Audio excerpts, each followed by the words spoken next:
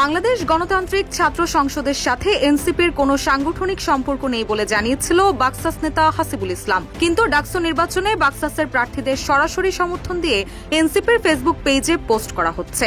এমন প্রেক্ষাপটে ছাত্রদলের প্যানেলের জিএস পদপ্রার্থী শেখ তানভীর বাড়ি হামিম বলেছেন, যাহা জাতীয় নাগরিক পার্টি তাহাই বাকসাস। নাগরিক পার্টির ফেসবুক পেজ দেখলেই প্রমাণ পাবেন। এরপরই নেটিজেনরা প্রশ্ন তুলেছেন, তবে কি এনসিপির লেজুর ভিত্তিক ছাত্র সংগঠন বাকসাস?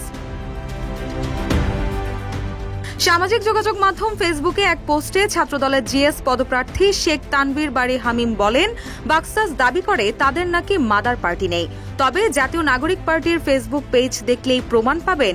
শিক্ষার্থীরা এই প্রতারণার জবাব ব্যালটে দিবে বলে আমার বিশ্বাস। এদিকে নেটিজেনদের অনেকে পোস্ট করে বলছেন, বাকসাস গলা ফুলিয়ে দাবি করে এনসিপির সঙ্গে তাদের কোনো লেজুর বৃত্তি নেই, অথচ এনসিপির অফিসিয়াল পেজ থেকে একটু পরপর বাকের কাদেরের জন্য ভোট চেয়ে পোস্ট করা হচ্ছে।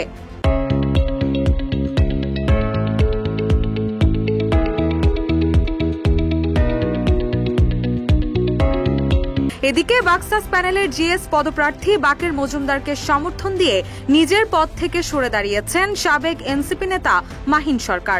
৫ সেপ্টেম্বর ঢাকা বিশ্ববিদ্যালয়ের মধুর ক্যান্টিনে এক সংবাদ সম্মেলনে তিনি এই ঘোষণা দেন। এ সময় মাহিন সরকার বলেন, আবু বাকের মজুমদার যদি বিজয়ী হন সেটা আমার বিজয় হিসেবেও গণ্য হবে, তাই আবু বাকের মজুমদারের প্রতি আমার সমর্থন ব্যক্ত করছি। রুশা সুর, নিউজ ডেস্ক, ইত্তেফাক।